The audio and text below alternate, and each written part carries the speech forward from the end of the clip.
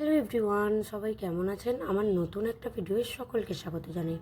আজ আমি যেদিনের ভিডিওটা আপনাদের সাথে শেয়ার করছি সে দিনটা ছিল আমার জীবনের একটা চিরস্মরণীয় দিন বলতে পারেন। তার কারণ হলো, আমরা যখন কোনো স্কুল, কলেজ বা অন্যান্য প্রতিষ্ঠানে পড়াশোনা করতে যাই, তখন সেই সময়ে ঘটে যাওয়া কিছু কিছু স্মৃতি, কিছু কিছু মানুষজন বা কোনো নিজস্ব বন্ধু বান্ধব, তাদের কথা কিন্তু আমরা পুরোটাই ভুলে যেতে পারি না।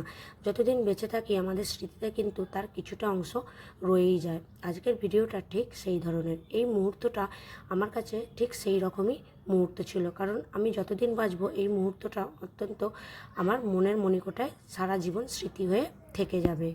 আজ আমি এক জায়গায় ছিলাম নিমন্ত্রিত, যার জন্য আমি কলকাতা থেকে সুদূর এই গ্রামে এসেছিলাম শুধুমাত্র এই সভাটা অ্যাটেন্ড করার জন্য।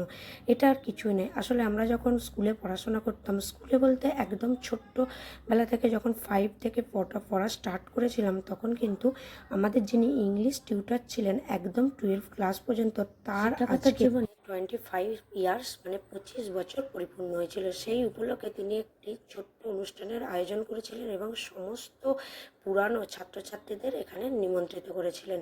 তাই অনেকেই এসেছিলেন এবং অনেকেই আসেননি, কারণ যারা আরও দূর দূরান্তে থাকে তারা কিন্তু আসতে পারেনি। আর এদিকে কিন্তু সমস্ত আয়োজনের কোনো ত্রুটি ছিল না। তাতে আমাদেরকে সম্বর্ধনা দেওয়া, যেমন এই গোলাপটা আমাকে দেওয়া হয়েছিল, আরও পেন দেওয়া হয়েছিল, টিফিন দেওয়া হয়েছিল, অনেক কিছুই দেওয়া হয়েছিল। আর সবথেকে ভালো মুহূর্ত ছিল এই যে দেখতে পাচ্ছেন যিনি বয়স্ক মানুষটা, পিসিচন্দ্র দাস, উনি হচ্ছেন ইংলিশ গ্রামার রচয়িতা। তিনিও কিন্তু এই সভায় আমন্ত্রিত ছিলেন। ওনার বাড়ি হচ্ছে যে এখানে হুগলি জেলার রাধানগর গ্রাম, মানে আমি যে রামমোহন কলেজ থেকে পড়াশোনা করেছিলাম তারই ছোট্ট গ্রাম্য মানুষদের সাথে সবাই আমন্ত্রিত থাকা, সেটা একটা বলতে পারেন আলাদা উত্তেজনা বা আলাদা মুহূর্ত।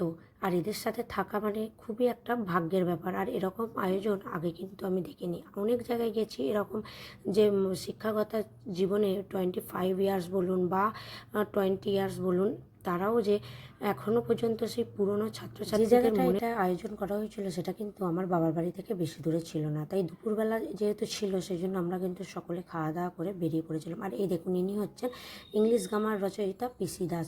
এত বয়স্ক হয়ে গেছেন দেখুন, তাও কত মুখে হাসি, কতটা স্বতঃস্ফূর্ত। আমরা যখন কলেজে পড়াশোনা করতাম তখন কিন্তু উনি অনেক ইয়াং ছিলেন, তার মানে ওনার সাথে সাথে দেখে বোঝা যাচ্ছে যে আমাদেরও একটু আধটু বয়সটা বেড়েছে। যাই হোক না কেন, কোনো একটা কারণে যে ওনাদের সাথে কিছুটা সময় পার করতে পারলাম, সেটা দেখে খুবই আমার কিন্তু মন থেকে ভালো লাগছিল। আর ওনাকে সবাই মিলে ধরে ধরে বসিয়ে দিলেন, কারণ উনি বেশিক্ষণ দাঁড়িয়ে থাকতে পারছিলেন না, কারণ মানুষের এখন কখন কী হয় কেউ বলা যায় না। তো উনি যে এতটা রাস্তা অতিক্রম করে এই সভাতে এসেছেন, সেটাতেই কিন্তু সবাই খুশি ছিল। এছাড়াও ছিল কিন্তু আরও অনেক অনুষ্ঠান, আবৃত্তি, নাচ, বক্তৃতা, অনেক কিছুই ছিল। অনুষ্ঠানটা কিন্তু অনেক রাত পর্যন্ত চলেছিল। অনেকটা জিনিসই আমি ক্যাপচার করতে পারিনি, কারণ আমি বিকালের মধ্যে বাড়ি চলে গিয়েছিলাম, কারণ রাত 10টায় অনুষ্ঠান শেষ হয়েছিল। কারণ আমার দিদিরাও ছিল, দিদির মেয়েরা, ছেলেরা সবাই কিন্তু এখানে পার্টিসিপেট করেছিল। আর সবথেকে খুশির ব্যাপার ছিল, অনেক পুরানো বন্ধুবান্ধবদের সাথেও আমার দেখা হয়েছিল। এটা দেখে আমার খুবই আনন্দ লাগছিল, তার কারণ আজ 11 বছর পর সেই ফেলে আসা সমস্ত বন্ধুবান্ধবদের সাথে দেখা হয়েছিল। কতই না স্কুল কলেজে ডান পিঠেপোনা তাদের সাথে করতাম, সেগুলো যেন আজ চির অতীত হয়ে আছে। একসময় মনে হয় যে স্কুল জীবনটাই ভালো ছিল।